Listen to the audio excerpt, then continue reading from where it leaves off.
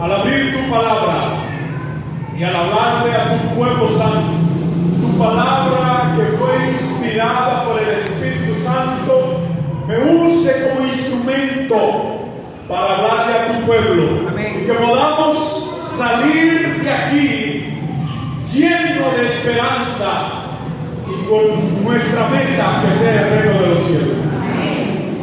En el nombre de Jesús. Amén.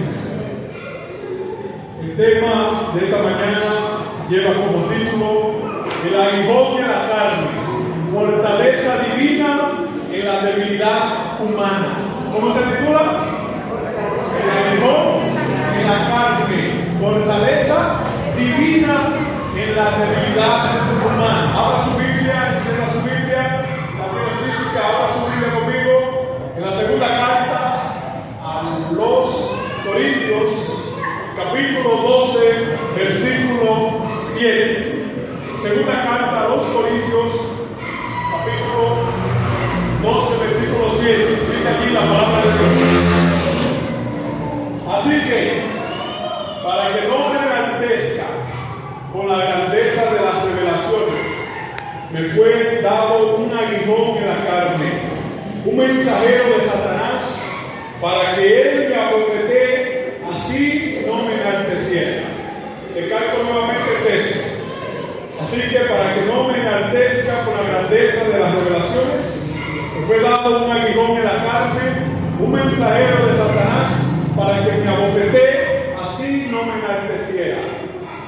Familia, yo quiero ilustrar inmediatamente para que podamos centrarnos a la palabra de Dios.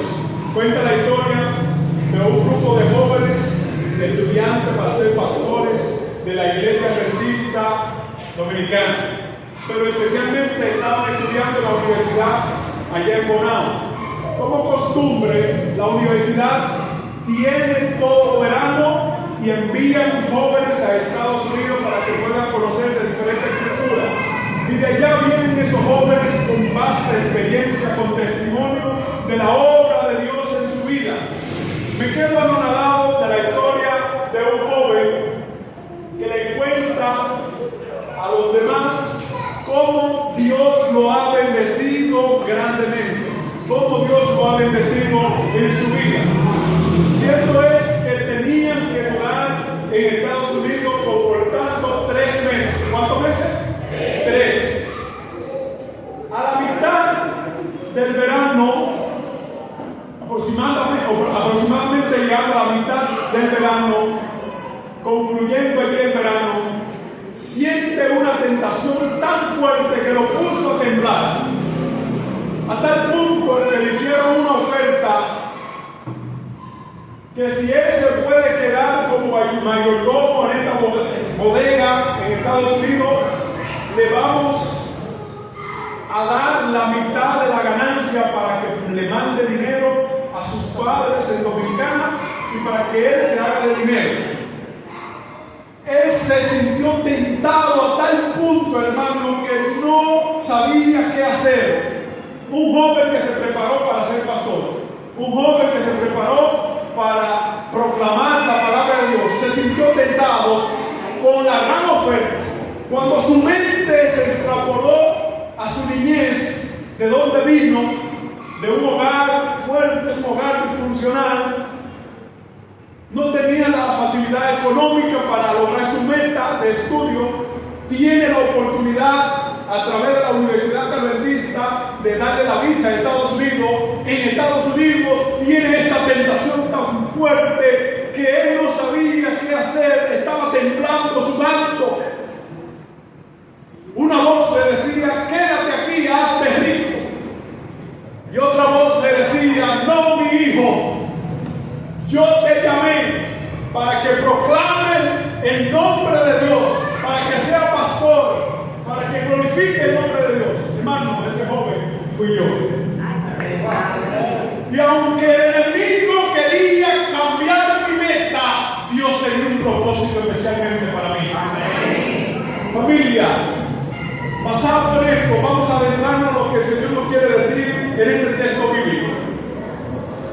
El propósito de este mensaje es para que podamos comprender que Dios en su soberanía puede permitir el sufrimiento y la debilidad en la vida de cada creyente, incluso a través de la agencia de Satanás, con el objetivo de cultivar la humildad, prevenir el orgullo y manifestar su gracia suficiente en nosotros.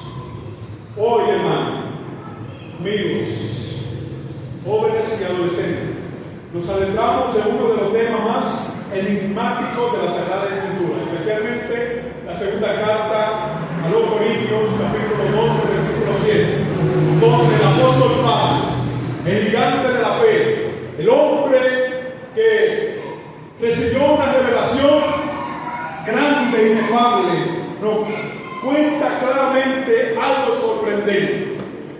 Dice él: me fue dado un aguijón en la carne, un mensajero de Satanás que me abofetea. Esta frase ha provocado un siglo de preguntas y debates teológicos durante mucho tiempo. ¿Cómo? ¿Qué era exactamente el aguijón en la carne? ¿Y por qué un mensajero de Satanás y no simplemente una prueba directa de Dios? ¿Qué es lo que está pasando aquí? El texto nos menciona claramente algo sorprendente que estaba pasando con la vida de Pablo, algo que lo tenía turbado. Realmente, hermano, Pablo representa a todos los cristianos durante todo este tiempo, en toda parte del mundo, porque el cristiano sufre, el cristiano padece, el cristiano enfrenta múltiples tentaciones, angustia, enfermedades, incluso la muerte. Y aquí Pablo está hablando de algo que estaba pasando con su vida. Muchos dicen que era una enfermedad física, como sugieren algunos comentadores. Otros dicen que era problema de migraña, otros de la visión, otros era quizás problema del habla. Algo que le dificultaba cumplir el mandato de Dios. El asunto era aquí, hermano, que Pablo estaba pasando por un problema interno fuertemente, al igual que cada uno de nosotros. Hoy descubriremos a través de la vida de Pablo cómo la palabra de Dios, cómo esta enseñanza nos muestra una luz invaluable para poder vivir el día a día pero apegado de Dios, para poder subsistir el día a día dependiendo de Dios. Hoy vamos a entender, hermano querido, si usted tenía un pensamiento que el enemigo provocó de salirse de la iglesia, hoy te digo en el nombre de Jesús, reprende ese pensamiento, porque el que te llamó es más poderoso que el enemigo. Amén. Hermano, Dios te llamó aquí, no es por casualidad. Dios te llamó aquí para que sea luz en medio de la oscuridad. Dios te llamó para que esté con Él completamente. Al mirar el texto bíblico podemos extraer muchas enseñanzas muy importantes. Para desentrañar la riqueza de este versículo, vamos a ver el antecedente, el contexto inmediato de lo que está diciendo Pablo aquí, para saber cómo Pablo utilizó alguna palabra importante que quiere captar nuestra atención. Por ejemplo, el contexto de las revelaciones. Aquí podemos ver un contrapeso divino.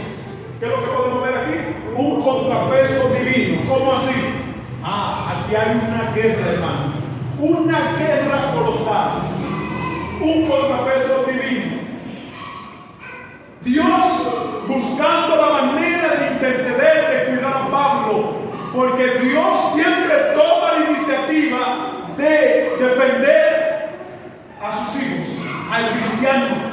El cristiano no pelea solo, el cristiano no está solo en esta tierra, en este mundo. El cristiano está con Dios. Ahora bien, también podemos ver al enemigo, a Satanás, buscando la manera de, con su sutileza, con sus engaños, para poder seducir, para poder acabar, para poder engañar. El enemigo es real, hermano. Así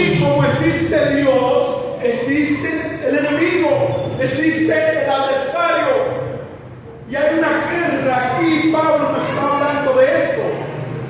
Para entender por qué a Pablo le fue dado este aguijón, debemos ver lo que nos muestran los textos anteriores, que dice: Pablo fue arrebatado al tercer cielo en revelaciones. Aquí nos muestra una experiencia asombrosa que tuvo Pablo. Fue arrebatado al tercer cielo, donde escuchó palabras inefables que no le es dado a hombre expresar. Cualquier hermano, esto fue una experiencia maravillosa que tuvo Pablo.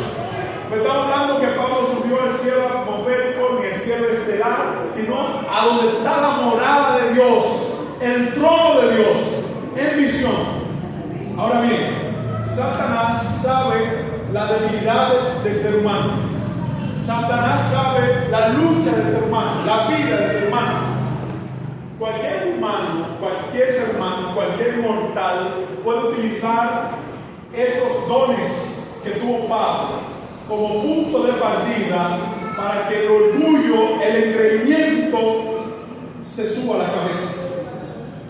Pero Pablo estaba consciente del peligro espiritual que podía surgir de esto.